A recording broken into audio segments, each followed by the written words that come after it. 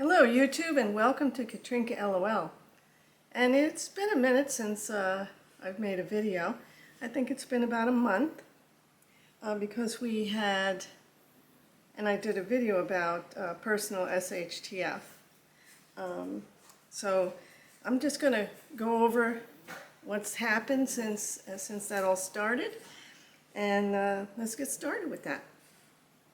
Okay, so here's Pippin, and the first thing I noticed was that he had a bump on his right front paw, actually his wrist. It was more like the wrist.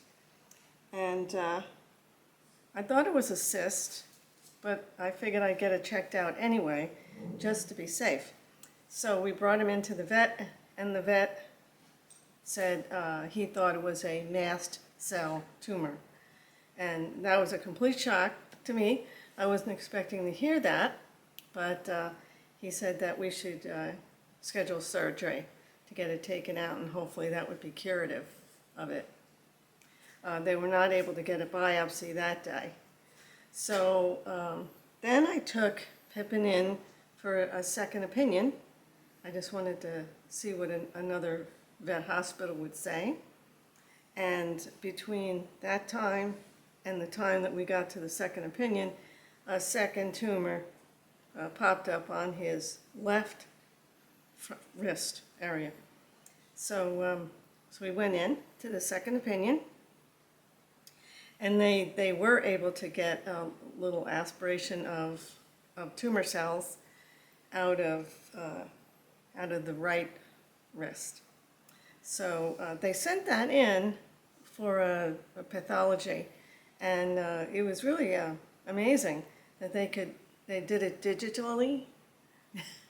And so when they did that, the pathologist thought it might have been a sarcoma. So now it went from mast cell tumor to sarcoma, which I think that was worse. But anyway, they said, yeah, we gotta get this out as soon as possible. So they scheduled surgery about 2 weeks later. All right. So we brought him in, right?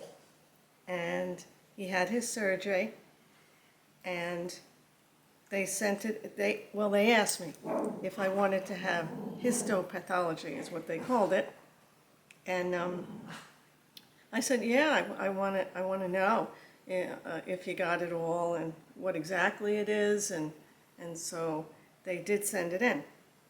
Now, the day after his surgery, his right paw blew up to about twice its size. It was like that big, and you can see how tiny his paw is normally. So it was like double the size. So that was a Saturday, and the soonest we could get in was on a Friday to have the surgery. So I grabbed that appointment, and then I was like, I hope nothing happens over the weekend. So it did, but we went down to the emergency center, and they prescribed 2 weeks of antibiotics for him, thinking it might be an infection. So within a day or two, his paw started to get smaller, and so I was encouraged by that. So I want to thank, before I go any further, I want to thank all of you who prayed for me and for Pippin during this time, because I was unusually calm about this entire situation.